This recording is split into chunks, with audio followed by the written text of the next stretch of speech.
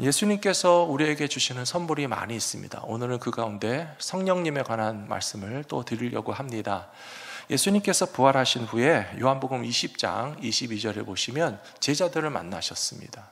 그리고 예수님이 십자가에서 죽으셨으나 다시 사셨기 때문에 제자들이 너무 기뻤는데요, 예수님이 하신 말씀 가운데 한 가지는 성령을 받으라, 그런 말씀을 하셨어요. 그래서 예수님의 제자들이 우리에게 성령을 주시나 보다, 성령을 받아야 되겠다, 그런 생각을 하기 시작했습니다.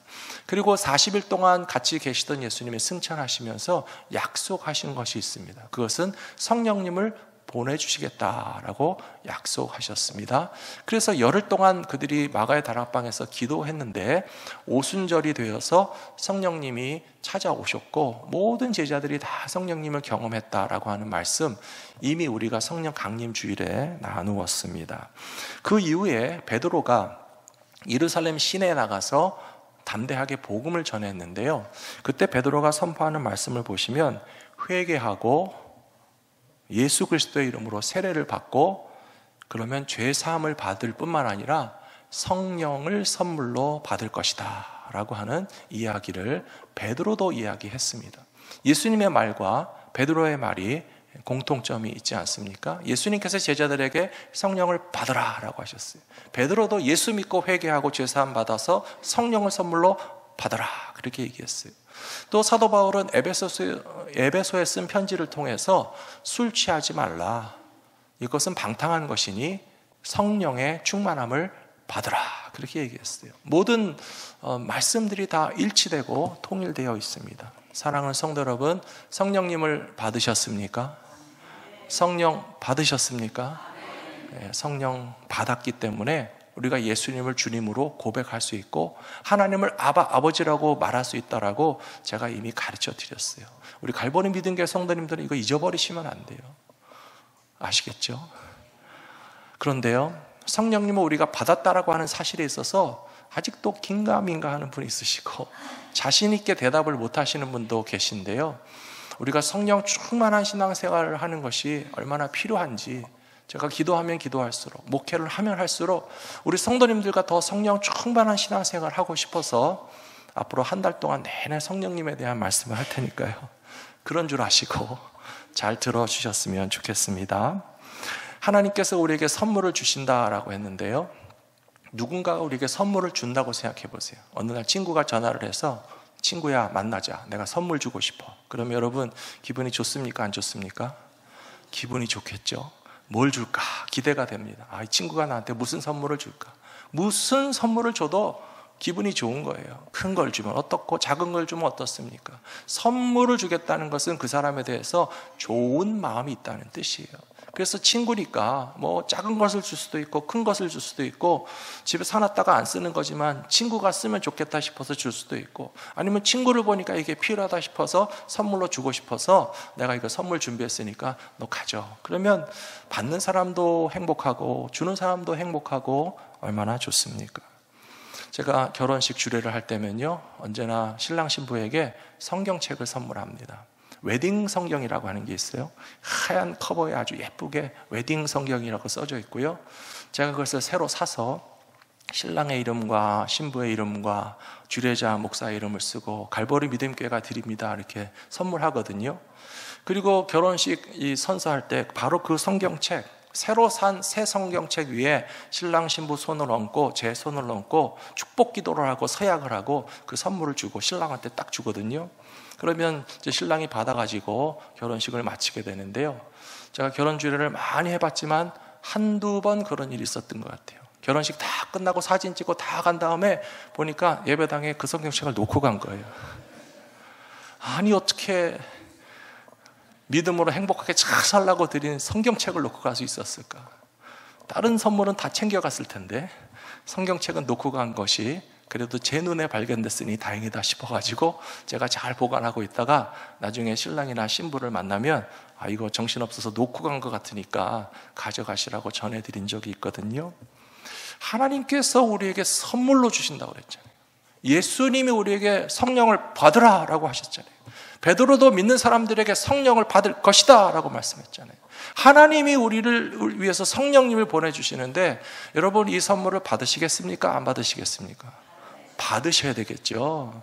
받을 뿐만 아니라 기쁨으로 받으시고 감사함으로 받으시고 꼭 받으시고, 성령님을 받았으면 절대로 예배당에 놓고 가지 마시고 성령님과 함께 살아가시는 성도님들 다 되시기를 축복합니다. 그래서 성령을 받는 것에 대해서 오늘 말씀을 드리려고 합니다. 이렇게 예수님도 베드로도 사도 바울도 성령님을 강조했고 믿는 사람들이 성령 충만해야 된다라고 항상 이야기했는데요. 사도행전 19장에 보니까 고린도 교회에 아볼로라고 하는 사람이 지도자로 있을 때에 사도 바울이 그 고린도 교회를 가보니까요, 이 사람들이 모여서 예배도 드리고 신앙생활도 하고 성경 공부도 하는데 성령님을 몰라요. 성령 받은 사람이 하나도 없어요. 그래서 베드로가 이 고린도 교회 성도들에게 물어봤습니다. 아볼로가 그 교회의 지도자요, 교사였어요. 여러분들이 믿을 때 성령을 받았습니까? 그랬더니 성령님에 대해서는 들어본 적도 없대요. 참 이상하죠? 신약 성경에서 좀 해석하기 어려운 부분이기는 합니다만은 아볼로라고 하는 사람의 특징입니다. 아볼로는 똑똑한 사람이에요. 공부 많이 한 사람이에요. 알렉산드리아 출신이에요. 그리고 구약 성경을 가지고 예수님은 주님이라고 가르칠 수 있는 그런 티칭의 능력이 있는 학자였어요. 근데 본인이 성령 충만을 맛본 적이 없어요. 그렇기 때문에 지식으로만 가르치니까 그렇게 지식으로 가르침을 받은 고린도 성도들이 아직도 성령을 잘 모르는 상태였기 때문에 그때 사도 바울이 고린도 교회 성도들에게 성령님을 좀 아셔야 되겠고 성령님을 경험해야 되겠다라고 가르치는 장면이 나오거든요. 사랑하는 성도 여러분, 앞으로 계속 성령 충만에 대해서 말씀드리겠지만 오늘은 우리가 성령 충만을 지속적으로 경험할 수 있는 3가지 방법 말씀드리겠습니다. 첫 번째는 기도고, 두 번째는 순종이고, 세 번째는 성령 충만의 공동체 교회 안에 머물러 있으셔야 된다는 것입니다. 첫 번째로 기도에 힘쓰는 삶을 살 때에 성령 충만하게 됩니다. 오늘 같이 읽으신 사도행전 4장의 배경을 보시면 베드로와 요한이 성전 미문에 앉아있는 안진뱅이를 일으켰습니다. 예수님의 이름으로 지체장애를 가진 분을 고쳐주었고 정말로 일어나서 걸었습니다. 얼마나 좋은 일이고 칭찬받을 일입니까? 그런데 오히려 베드로와 요한은 제사장들과 그 공회의 장로들에게 끌려가서 혼났습니다. 예수의 이름을 말하지 말아라. 예수가 살아났다고 떠들지 말아라. 예수가 하나님의 아들이라고 하는 것을 자꾸 얘기하지 말아라. 입 꼭 다물고 있으라고 위협을 당하고 그들이 박해를 받았습니다. 그런데도 불구하고 그 자리에서 베드로가 대답하기를 우리가 여러분들 사람의 말을 들어야 되겠습니까? 아니면 우리가 하나님의 말씀에 순종하는 게 옳겠습니까? 라고 하면서 당당하게 이야기하고 나오긴 했지만 예수의 이름을 말하지 말라라고 하는 소리를 들었던 베드로와 요한의 마음이 조금 안 좋았을 것 같아요. 그렇지 않겠습니까? 그래서 지금 제자들의 공동체인 교회로 돌아온 거예요. 그래서 교회에 돌아와서 베드로와 요한이 우리가 이런 일이 있었다. 성전 미문에 앉은 안진뱅이를 예수의 이름으로 일으켰는데 예수의 이름을 말하지도 말라고 협박을 당하고 위협을 당한 채로 돌아왔는데 어떻게 하면 좋겠느냐라고 얘기하니까 그 성도들이 참 멋있습니다. 성도들이 어떻게 했어요? 에이, 그거 보세요. 쓸데없이 왜 예수님 말을 하고 댕깁니까? 입 꼭 다물고 우리 다 그냥 흩어집시다. 그게 아니라는 사실이에요. 위협을 당해도 박해를 당해도 그 제자들이 베드로와 요한과 더불어서 소리를 높여서 기도했어요. 하나님, 우리가 복음을 전하고 예수님의 살아계심을 증거하는데 이렇게 위협을 당하고 있으니 더 담대히 복음을 전할 수 있도록 성령 충만하게 해주시옵소서 기도했다라고 하는 사실이에요. 여러분, 공부 잘하는 학생들이요, 어떻게 하는지 아십니까? 시험을 한번 망쳤어요. 그리고 어떤 문제의 답을 찾지 못했어요. 그럼 공부를 잘하는 학생들은 어떻게 할까요? 에이, 공부는 해서 뭐하나 때려치자. 그게 아니에요. 공부 잘하는 학생들은 시험 한번 망쳐도 실망하지 않아요. 내가 더 열심히 공부해서 다음에 더 좋은 성적을 가져야지. 그리고 모르는 문제 반드시 답을 찾아내서 다음에 비슷한 문제가 나오면 답을 써야지라고 하는 것이 공부 잘하는 학생들의 특징이라는 거예요. 예수 잘 믿는 사람들의 특징도 똑같습니다. 예수의 이름을 말하지 말라고, 복음을 전하지 말라고, 예수님의 살아계심을 이해하지 못하게 이렇게 억압을 하고 박해를 해도 거기서 실망하거나 흩어지는 것이 아니라 우리가 더 예수님의 살아계심을 담대히 전할 수 있는 성령의 충만함을 달라고 기도하는 것처럼 저와 여러분 모두도 성령 충만한 삶을 살기를 힘쓸 때에 우리의 기도에 응답해 주실 것이라고 믿습니다.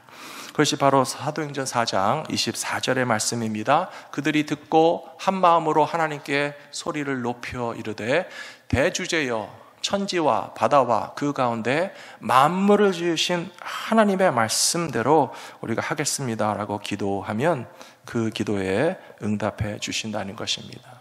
사랑하는 성도 여러분, 저는 우리 교회가 기도를 더 많이 하는 교회가 됐으면 좋겠습니다. 우리 성도님들이 더 기도에 힘쓰는 성도님들이 되셨으면 좋겠습니다. 그로 말미암아 성령 충만하시게 되기를 축원합니다. 부모님들은 자녀들을 위해서 더 많이 기도하시기 바랍니다. 근데 부모님들이 자녀들을 위해서 그냥 공부 잘하게 해주세요, 건강하게 해주세요, 행복하게 해주세요, 좋은 학교 가게 해주세요, 좋은 짝 만나 결혼하게 해주세요, 그것도 기도하셔야 되지만 여러분들 부모님들에게 부탁드립니다. 내 아들과 내 딸이 성령 충만하게 해달라고 기도하셔야 돼요. 저는 우리 성도님들을 위해서 기도하지만 여러분들의 건강을 위해서 기도하고 문제가 해결되기를 위해서 기도하고 여러 가지 아픔이 치유되기를 위해서 기도하지만 저는 여러분들이 성령 충만하게 되기를 기도한다고 말씀드렸잖아요. 셀 리더들에게 부탁드립니다. 우리 셀 멤버들이 교회 생활 잘하고 근심이 없게 하시고 우리 셀 멤버들이 행복하게 해주세요라고 하는 기도도 하시지만 셀 리더들께서 우리 셀 멤버들이 다 성령 충만하게 해달라고 기도하시기를 부탁드립니다. 일부 예배 때 말씀드렸습니다. 유치부 담당 선생님도 전도사님도 유치부 학생들도 성령 충만하게 해달라고 기도하시라고 가르쳐드렸어요. 그랬더니 사모님과 전도사님 고개 끄덕끄덕 하시더라고요. 여러분, 유치원생들은 성령 충만하면 안 됩니까? 유치원생들은 성령 충만할 수 없습니까? 중고등부 학생들은 성령 충만할 수 없습니까? 요엘서에 말씀하시기를 내가 말세에 내 영으로 모든 육체에 부어 주리니 너희의 자녀들이 예언할 것이요 청년들이 환상을 보고 노인들이 꿈을 꾸리라. 남종과 여종들에게 차별함이 없이 성령님을 부어 주시겠다고 했으니까요, 교회에 들어온 우리 아들과 딸들이 유치원생이라도 성령 충만하게 해달라고 기도하셔야 되는 거예요. 중고등부 학생들도 성령 충만하게 해달라고 기도하셔야 되는 거예요. 청년들도 EM도 영어권은 성령 충만하면 안 됩니까? EM도 성령 충만해야죠. 우리가 성령 충만하게 되기를 위해서 첫 번째로 어떻게 하셔야 된다고요? 기도하셔야 된다고요. 그래서 주의 말씀을 순종하고 우리에게 주시는 선물을 받기 위해서 기도할 때 그 기도에 반드시 응답하여 주실 줄로 믿습니다. 도대체 성령 충만하면 뭐가 좋습니까? 궁금하신 분들이 계실 거고, 성령 충만해서 좋은 게 있다면 좀 달라고 기도해 보겠습니다 하는 분들이 계실 것 같은데 앞으로 4주 동안 계속 할 테니까 빠지지 말고 나와서 잘 들으시기 바랍니다. 두 번째로 성령의 충만함은 순종하는 믿음을 가진 사람들에게 지속된다는 사실입니다. 오늘 말씀 4장 28절, 29절에 보시면 29절만 보겠습니다. 주여 이제도 그들의 위협함을 굽어보시옵고 또 종들로 하여금 담대히 하나님의 말씀을 전하게 하여 주시오며 이렇게 기도했어요. 이 기도는 순종의 기도입니다.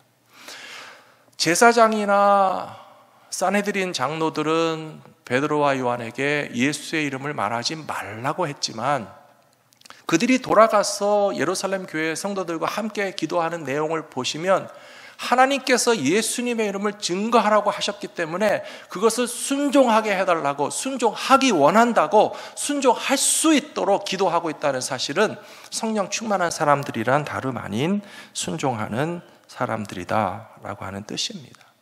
사도행전 5장 32절에도 이렇게 나와 있습니다. 우리는 이 일의 증인이요 하나님이 자기에게 순종하는 사람들에게 주신 성령도 그러하니라. 어떤 사람에게 성령을 주신다고요? 순종하는 사람들에게 성령을 주신다라고 되어 있습니다. 베드로전서에도 그렇고 에베소서도 그렇고 순종하는 믿음을 가진 사람에게 성령을 주십니다. 그런데 에베소서 4장 말씀에 보니까요, 하나님의 성령을 근심하게 하는 사람도 있다고 그래요. 하나님의 성령을 근심하게 하면 그 성령님이 떠나가실 수도 있습니다. 오늘날 전도가 좀 힘들다는 분들이 계십니다. 또 어떤 분들은 내가 기독교를 싫어하는 것도 아니고 예수님을 부정하는 것도 아닌데 예수 믿는 사람한테 좀 당해봐서, 예수 믿는 사람에게 실망해서, 예수 믿는 사람에게 받은 상처가 있어서 교회 가기가 무섭다 하는 분들이 계신데요, 그런 이야기를 들을 때 참 마음이 아픕니다. 때로는 우리가 뉴스를 보면서 기사에 나오는 예수 믿는 사람, 예수 믿는 연예인, 혹은 예수 믿는 장로님, 혹은 어떤 목사님이 어떤 사회적인 그런 비리를 자꾸 보도하는 것을 볼 때마다 정말 저래서는 안 되는데 왜 저런 일이 있을까라고 하는 생각을 하게 됩니다. 왜 그럴까요? 성령 충만하지 못하기 때문이라고 생각합니다. 성령님을 근심하게 하는 일이란 바로 그것이에요. 우리가 하나님이 기뻐하시는 거룩하고 정결한 삶을 살아간다면 왜 성령님이 근심하시겠습니까? 그런데 우리가 하나님의 뜻과는 전혀 다르게 인간의 욕망과 세상의 헛된 생각에 빠져서 교회 다니는 사람이고 직분을 받은 사람인데도 불구하고 그렇게 실망을 가져다 주고 자기 가족도 사랑하지 못하는 일을 하기 때문에 성령님을 근심하게 한다면 성령님이 떠나실 수도 있다는 사실을 우리는 두렵고 떨리는 마음으로 기억해야 할 줄로 믿습니다. 전에도 말씀드렸지만 성령 충만한 사람이란 요란하게 어떤 신비주의와 은사와 신앙생활에 막 남들보다 더 화려한 모습을 자랑하는 것이 성령 충만인 것은 아니라고 말씀드렸어요. 제가 어느 날 수요예배를 마치고 집에 가다가 깨달았다니까요. 제 앞에 가는 차가 불이 번쩍번쩍해요. 경찰차가 아니에요. 장식한 거예요. 노란색, 빨간색, 파란색 얼마나 불이 번쩍번쩍 하는지 저 차는 뭔가 우선 구경은 했지만 제 마음에 저는 저런 차를 갖다 줘도 싫다라고 하는 생각이 들었어요. 제가 정말 좋아하는 차는요, 제 말을 잘 듣는 차예요. 운전자의 마음대로 가고 싶으면 가고 서고 싶으면 서고 고장나지 않고 튼튼하게 달리고 싶을 때 달릴 수 있는 그런 차가 제가 좋아하는 차지, 화려해서 번쩍거려서 바퀴가 뜨썩뜨썩 하는 차를 준다고 좋아하겠습니까? 하나님도 마찬가지라는 거예요. 어떤 사람들은 성령 충만하다고 해서 막 요란한 모습만이 성령 충만한 거라고 우리가 착각하지 마시고요, 하나님이 조종하실 때, 하나님이 우리를 이끌어 가실 때 우리가 하나님의 뜻에 철저하게 순종해서 고장나지 마시고, 정말 오른쪽으로 가자면 오른쪽으로 가고 왼쪽으로 가자 하면 왼쪽으로 가고 빨리 가자고 하면 달려가고 천천히 가자 하면 멈출 줄 아는 순종하는 믿음을 가진 사람들을 계속적으로 성령 충만할 수 있도록 채워주실 줄로 믿습니다. 세 번째로 성령 충만함을 지속적으로 유지하기 위해서는 바로 성령 충만한 교회 공동체 안에 머물러 있으셔야 됩니다. 사도행전 4장 31절에 보시면 빌기를 다함에 모인 곳이 진동하더니 무리가 다 성령이 충만하여 담대히 하나님의 말씀을 전하니라 라고 되어 있습니다. 잘 아시는 것처럼 교회는 건물이 아니잖아요. 교회는 믿는 사람들의 공동체고 믿는 사람들이 모여 있어야 교회입니다. 그래서 31절에서 모인 곳이 진동했다라고 하는 것은 예수를 믿는 사람들이 모인 교회 공동체 가운데 성령님이 역사하신다는 것을 모두가 함께 느꼈다라고 하는 뜻입니다. 그리고 성령이 충만하니까 무슨 일을 했습니까? 말씀 좀 보여주십시오. 31절, 담대히 하나님의 말씀을 전하니라 라고 되어 있습니다. 그리고 32절에 보시면요, 믿는 무리가 한 마음과 한 뜻이 되어 모든 물건을 서로 통용하고 자기 재물을 조금이라도 자기 것이라 하는 이가 하나도 없더라. 이 말씀을 읽으면 좀 도전을 받게 되죠. 한 마음과 한 뜻까지는 좀 가능할 것 같아요. 물건을 서로 통용하는 것도 가끔 할 수 있을 것 같아요. 근데 자기 재물을 내 것이 아니라고 하는 것은 참 쉽지 않을 것 같습니다. 다음 절은 더 좀 충격적입니다. 땅을 팔고 집을 팔고 교회 갖다 바친다고 되어 있어요. 그리고 그것을 사도들이 필요한 사람들에게 나눠준다고 그랬어요. 불가능하다고 생각하시죠? 그렇지 않습니다.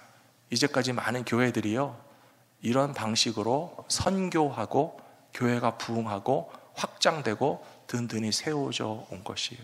우리 성도님들의 간증을 제가 종종 듣습니다. 우리 어머니가 옛날에 교회를 세우셨습니다. 우리 아버지가 교회를 위해서 땅을 팔고 집을 팔아서 그것을 크레딧으로 론을 얻어서 교회 건축하는데 바치셨습니다. 하는 분들이요 많이 계셨어요.